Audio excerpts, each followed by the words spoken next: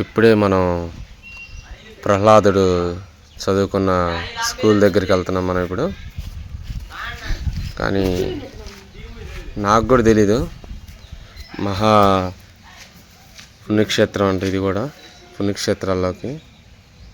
కానీ అదిగో water fall కింద జనం నడవడానికి కూడా అడవిలో కూడా బాగా సిమెంట్ తోటి వేసారు. అన్నీ కోతులు. ఈ కోతి చూసారా మనుషుల మీద ఎక్కడ దిగుతుందో. ఈ కోతుల మటుకి మనుషులు చూసి చదిరిపోయి వెళ్తున్నాయి. ఇప్పుడు ఈ మెట్ల మార్గంగా మనం ఇక్కడి నుంచి 9 కిలోమీటర్లు నడవాలి. ఇప్పుడు నడిచింది కూడా 1/2 కిలోమీటర్ కూడా కాలేదు. అంత దట్టమైన అడవి. ఈ అడవిలో పులులు ఉంటాయో సింహాలు ఉంటాయో తెలీదు. అప్పుడప్పుడు మటుకు కుందేళ్ళు మటుకు కాపాడుతున్నాయి.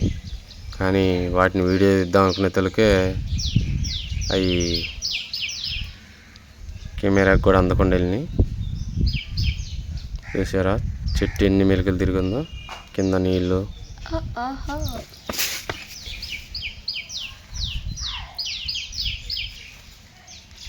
ఎవరో ఆయన పాపం అడవిలో కూర్చొని అడుక్కుంటా ఉన్నాడు. ఎప్పుడు వారానికి ఒకసారి కిందకి వెళ్తాడంట. అక్కడ చిన్న గుడిసె ఒకటి వేసుకొని పైన ఉంటాడంట.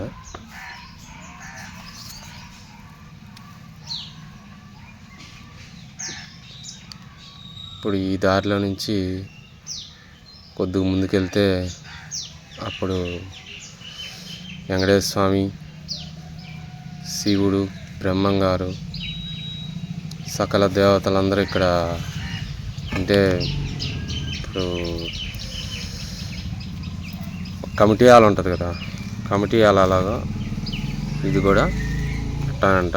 దేవుళ్ళందరూ ఇక్కడ కూర్చొని మాట్లాడుకునే వాళ్ళంట. ఇది ఒకటాయన.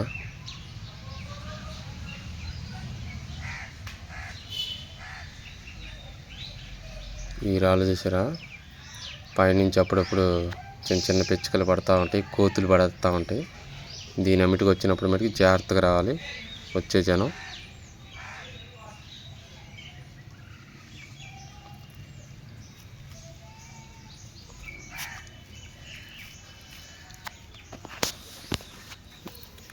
నేను శివుడి మాల వేసుకున్నాను. మాల వేసుకుంటే 4-5 పుణ్యక్షేత్రాలు పోయి రావాలంటే అన్నీ చూశాను. ఇప్పుడు అహోబిలం వచ్చా. చిన్న అహోబిలంలో నైట్ అక్కడే ఉన్నాను. ఇప్పుడు పెద్ద అహోబిలం వచ్చాను. పెద్ద అహోబిలం అంటే ఏదో నేను ఆషామాష అనుకున్నాను. చాలా పవర్ఫుల్. ఆ టెంపుల్ కూడా చాలా లాంగ్లో కట్టారు. 16 కిలోమీటర్ దూరంలో కట్టారు. దగ్గర అనుకున్నా, ఆడికిడికి చాలా లాంగ్ ఉంది. అక్కడక్కడ చిన్న చిన్న వాటర్ ఫాల్స్ చిన్న చిన్నవి. ఇదిగో చూడండి 4 భాషల్లో రాశారు. తెలుగు, తమిళ్, హిందీ, ఇంగ్లీష్. ఎవరు ఇబ్బంది పడద్దు, టెన్షన్ ఏమొద్దు. సూపర్గా ఉంటుంది, చూడాల్సిందే. లోపలేదో డేంజరస్ అదిగో టైగర్ కాదు డాగు.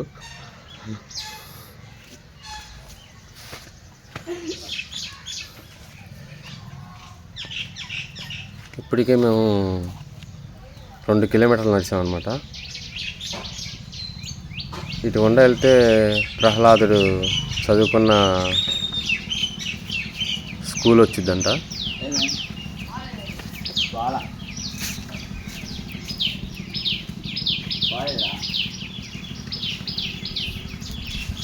ఒక 9 గంటలకప్పుడు వచ్చింది, ముగ్గేస్తుంది. మళ్ళీ కిందకి వెళ్ళాలంటే కొంతమంది డోల్లో వెళ్తారు.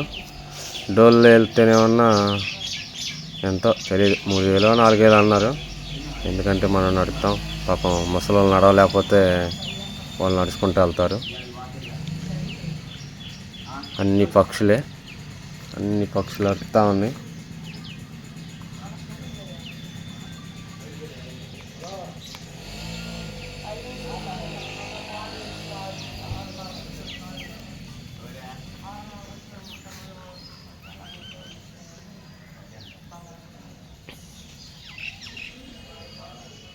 ఇక్కడి నుంచి ఆ పైకి వెళ్ళాలి. ఇప్పుడు ఆ చివర పడే కొండ మీదకి.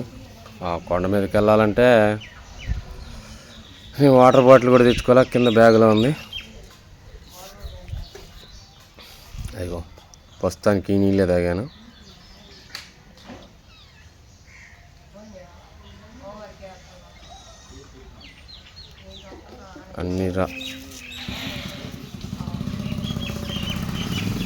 అన్ని రాళ్ళు రప్పలు. ఇదిగో వాటర్ కూడా బాగా క్లారిటీగా ఉన్నాయి. పైన కొండల్లో నుంచి రాళ్ళలో మధ్యలో గుండా వస్తూ ఉండే నీళ్ళు.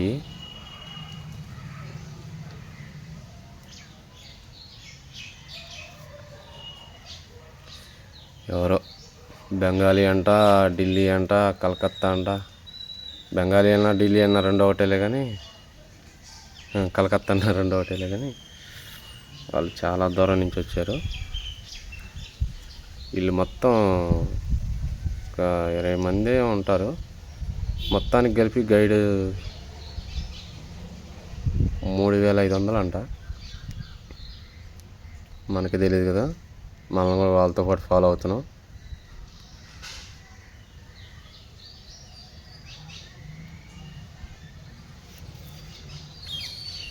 ఈ మాత్రం రాళ్ళు బెసికినాయా, కాళ్ళు లోపల అరకపోతాయి రాళ్ళల్లో.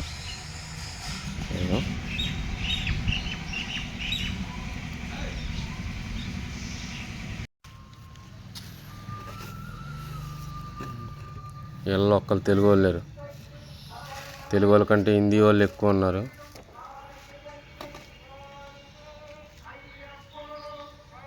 కానీ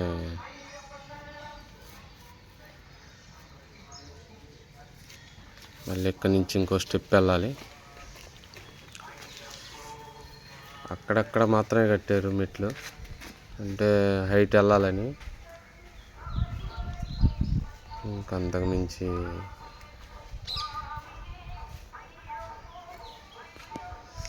చూసారా ఎంత లోయలో ఉన్నాయి వాటర్. కెమెరా జూమ్ చేసి లాగాను, కానీ ఇప్పుడు కిందకి వెళ్ళాను వాటర్ దగ్గర.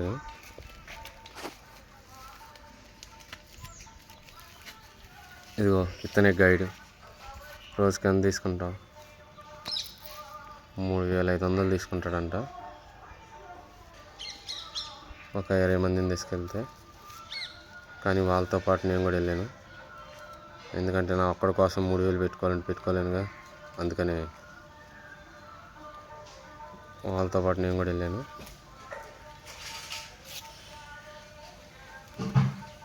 కానీ 12 కిలోమీటర్లు నడుచుకుంటూ వెళ్ళాలి ఇక్కడి నుంచి.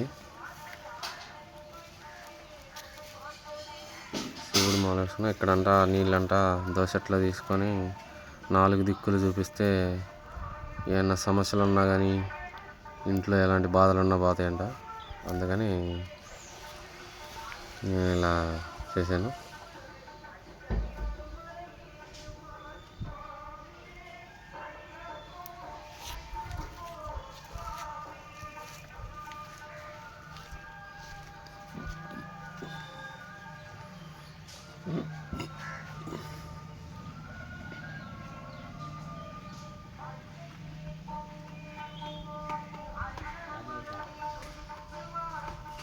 అటు నుంచి అటు వెళ్ళాలి. వాళ్ళు వెళ్తున్నారు, మళ్ళీ ఒక్కళ్ళు అవుతాం. మనం ఇక్కడ వీడియో తీసుకుంటూ కూర్చుంటే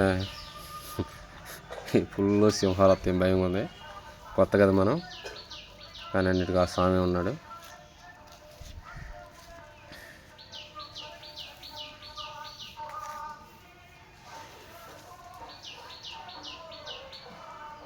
మనతో పాటు స్వామీజీ కూడా తోడాడు కొండ మీదకి వెళ్ళటానికి. ఇక్కడి నుంచి దట్టమైన అడవి.